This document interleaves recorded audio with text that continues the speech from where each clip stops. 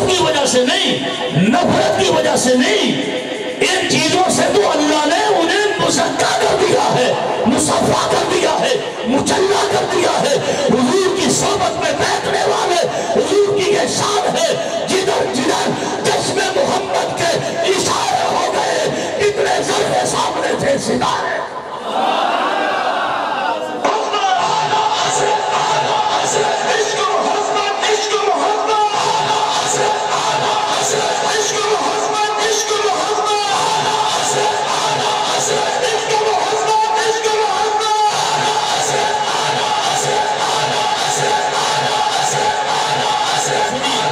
سنیے میں اور مختصر کر رہا ہوں۔ امام فرماتے ہیں پس جمیع اصحاب پیغمبر را علیہ وآلہ الصلاۃ و تسلیمات بزرگ باید داشت۔ حضور کے سارے صحابہ کو بزرگ سمجھنا چاہیے ان کی شان کے مطابق۔ جمیع صحابہ وہ ہمارا با نیکی یاد باید کر، اور تمام کو نیکی سے یاد کرو، ان کی تعریف کرو، کرنی ہے تو اعتراض کی گنجائش ہے۔ وہ در حق کے ہیچ یکی عظیم بزرگواران بد نبع عبود، سارے صحابہ میں سے، اب جمیع میں بھی بات تو یہ آ گئی تھی نا، لیکن ضروری اتنی ہے، فرما رہے ہیں تمام صحابہ میں سے کسی ایک کے حق میں بھی نقص کی نسبت کرنا جائز ہے، اعتراض کرنا جائز نہیں ہے، بری بات کرنا جائز نہیں ہے۔ وہ گمانے بد نبایت کر، ایک تو ہے بولنا، ایک ہے اب آپ بھی بولے ناراض ہو گئے ہیں، ابھی لنگر شریف آئے گا انشاءاللہ، یہ بھی تو لنگر ہے نا، اصل لنگر یہ ہے۔ دیکھیے کیا فرمایا، فرمایا ایک ہے بول کے کسی صحابی کے خلاف زبان کھولنا، فرمایا زبان کھولنا تو دور کی بات ہے، گمان پورا کرنا بھی جائز ہے۔ اور جو تبرہ کر رہے ہوں جی وہ پھر آپ کے کیا لگتے ہیں؟ کچھ نہیں۔ اور منازعت اشارہ بے، دیکھنا یہ اگلا ہر جملہ پہلے سے زیادہ اہم، فرمایا منازعت اشارہ بے از مصالحت دیگرہ باید دار، فرمایا دوسرے لوگوں کی سلو سے صحابہ کی لڑائی کو بہتر سمجھنا چاہیے۔ سمجھ آئیے، دوسرے لوگوں کی مصالحت، سلو، نیکی کے کام اور صحابہ کے درمیان لڑائی، فرمایا وہ لڑائی باقی لوگوں کی سلو سے پھر بھی بہتر ہے۔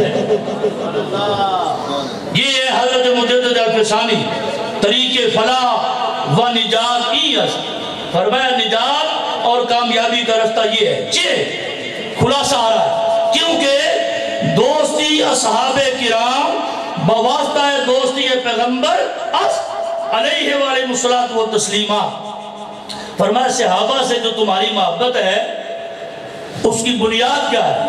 وہ حضور کی محبت، حضور کی محبت کی وجہ سے ہم صحابہ سے محبت کرتے ہیں، اور حضور کی محبت جب ہمارے دل میں ہے تو پھر ہر صحابی کی محبت بھی ضروری ہے۔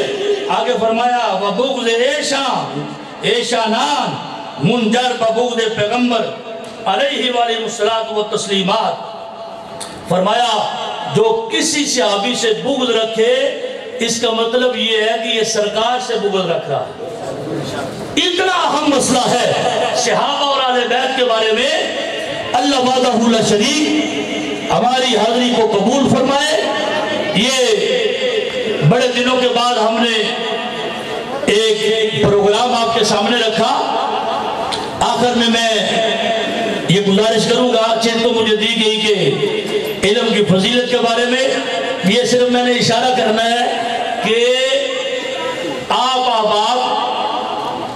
اپنے واسطے آخرت کا سامان ضرور کریں، خود پڑھیں، اور خود نہیں پڑھ سکتے تو اپنی اولاد کو پڑھائیں، اولاد کو پڑھائیں۔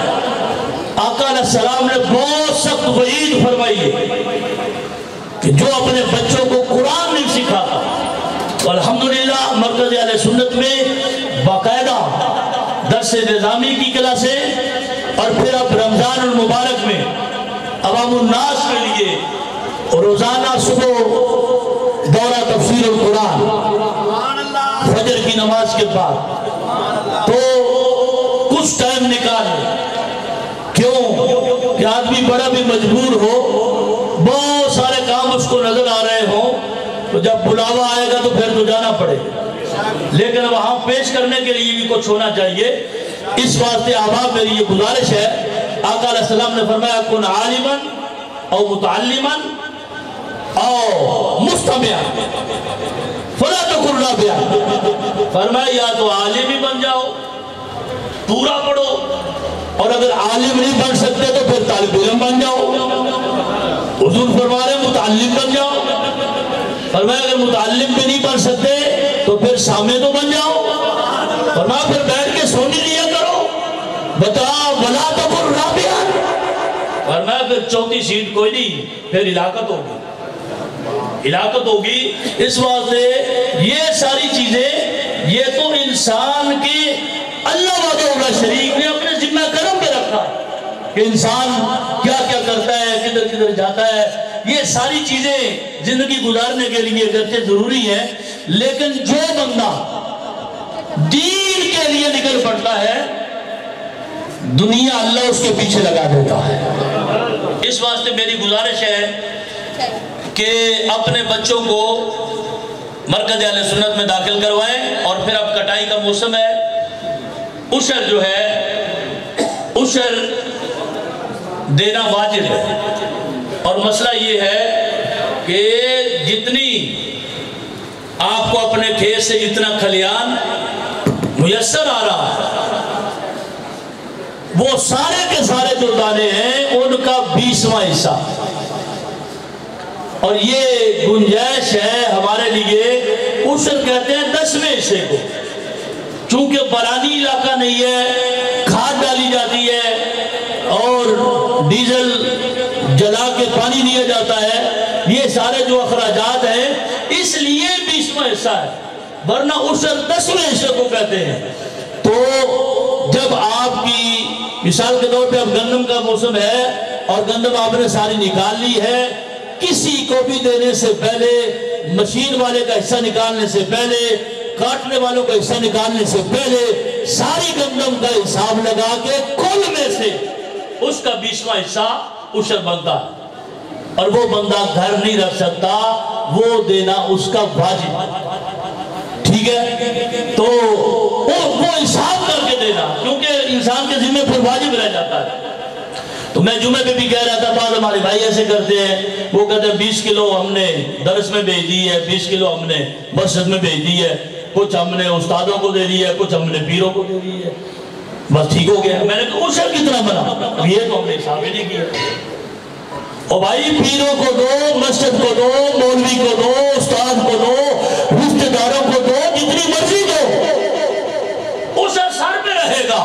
عشر نکالنا پہلے واجب ہے، اس کے بعد جو آپ کی اپنی بچتی ہے اس میں سے جس کو مرضی دو، جتنی مرضی دو جی۔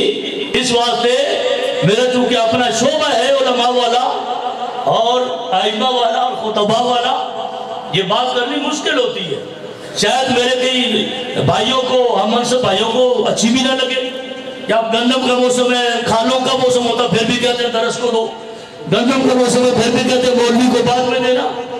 اور بھائی جو کسی کی اجرت یا مزدوری ہے وہ اپنی جگہ ہے، عشر میں سے نہ اجرت دی جا سکتی ہے، نہ مزدوری دی جا سکتی ہے، نہ عشر میں سے کسی اور کو دی جا سکتی ہے، یہ ہے اللہ کے راستے کے لیے۔ اس طرح جو جن لوگوں کو اللہ نے توفیق دی ہے زکوٰۃ نکالنا تو فرض ہے، سال کے بعد زکوٰۃ فرض ہے، اور ماہ رمضان سے بڑھ کر کوئی اچھا موسم نہیں ہے، کیونکہ اس میں اجر کئی گنا بڑھ جاتا ہے۔